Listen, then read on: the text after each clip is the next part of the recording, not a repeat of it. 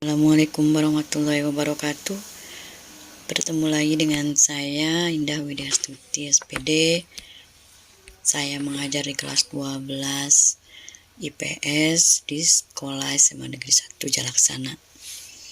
Untuk video pembelajaran kali ini yaitu tentang siklus akuntansi perusahaan dagang. Pada semester yang lalu, semester ganjil, yang kita bahas yaitu tentang siklus akuntansi pada perusahaan jasa. Nah, untuk semester genap ini, saya akan membahas siklus akuntansi pada perusahaan dagang. Sebelum kita lanjutkan, kita harus tahu dulu perusahaan dagang itu adalah apa. Nah, kalau lihat di sini, perusahaan dagang itu adalah satu dari dua perusahaan yang ada selain perusahaan jasa. Perusahaan dagang adalah perusahaan yang membeli barang untuk tujuan menjual kembali tanpa mengubah bentuk atau sifat barang secara berarti. Jadi dalam hal ini adalah perusahaan dagang itu membeli barang, kemudian dijual kembali tanpa melalui proses perubahan bentuk. Dalam artian tidak mengubah bentuk atau sifat barang itu sendiri. Nah, barang yang diperdagangkan di sini adalah barang yang biasanya digunakan karena memiliki manfaat pakai yang melekat pada barang tersebut. Barang ini bisa berupa barang konsumsi atau barang produksi dan bahan baku untuk produksi. Kegiatan utama dari perusahaan dagang adalah membeli dan menjual atau pembelian dan penjualan barang yang berwujud fisik dengan ada spesifikasinya. Maksud di sini spesifikasi yaitu adalah ada berat, volume, atau ukuran unit fisik lainnya yang jelas. Berikutnya, karakteristik dari perusahaan dagang. Yang pertama, karakteristik dari perusahaan dagang ini, kalau kita lihat dari transaksi perusahaan dagang, itu akan sering terjadi pembelian. Kemudian ada biaya angkut pembelian. Berikutnya retur pembelian dan pengurangan harga. Kemudian potongan pembelian. Kemudian penjualan, kemudian retur penjualan dan pengurangan harga, kemudian potongan penjualan, kemudian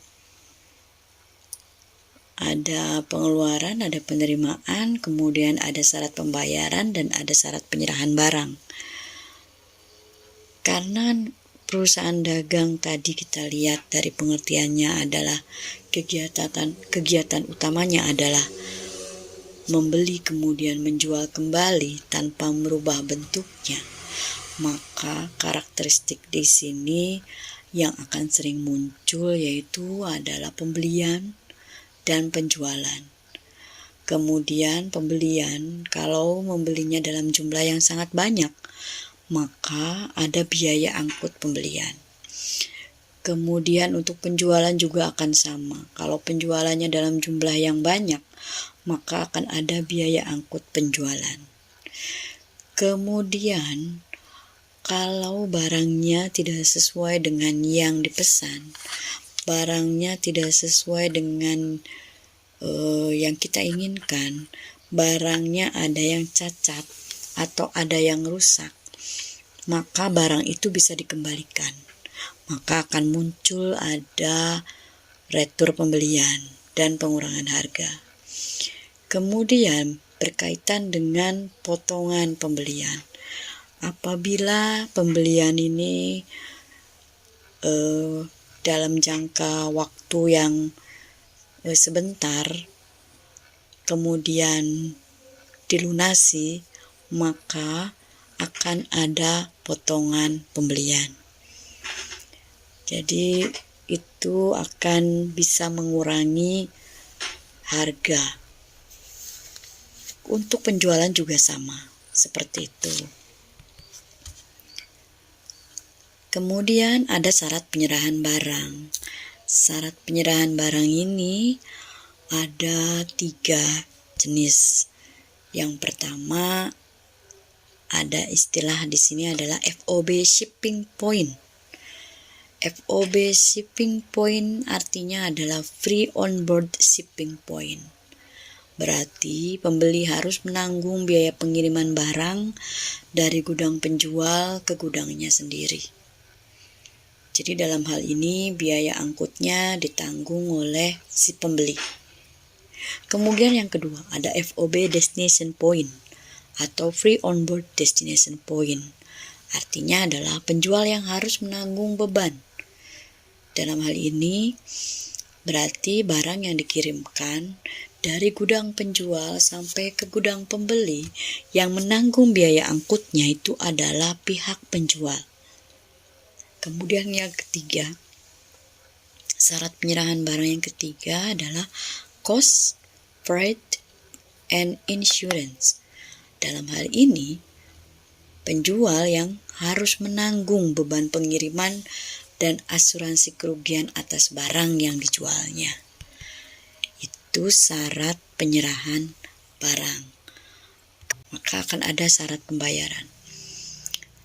Syarat pembayaran yang pertama adalah N/60. Artinya pembeli hanya diberi waktu kredit selama 60 hari untuk membayar transaksi. Kemudian syarat pembayaran yang kedua adalah 2/10 N/30. Artinya pembeli hanya diberi waktu kredit selama 30 hari dan bila dapat membayar paling lambat hari ke-10 dari tanggal jual beli akan diberi potongan 2%.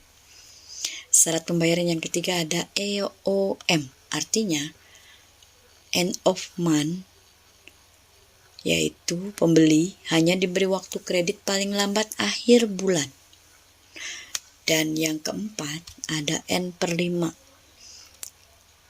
EOM. Artinya pembeli diberi waktu kredit sampai 5 hari setelah akhir bulan paling lambat tanggal 5 di bulan berikutnya. Itu syarat pembayaran pada perusahaan dagang. Berikutnya ciri perusahaan dagang. Ciri perusahaan dagang di sini kita bisa lihat yang pertama adalah pendapatan utamanya berasal dari penjualan barang dagangan.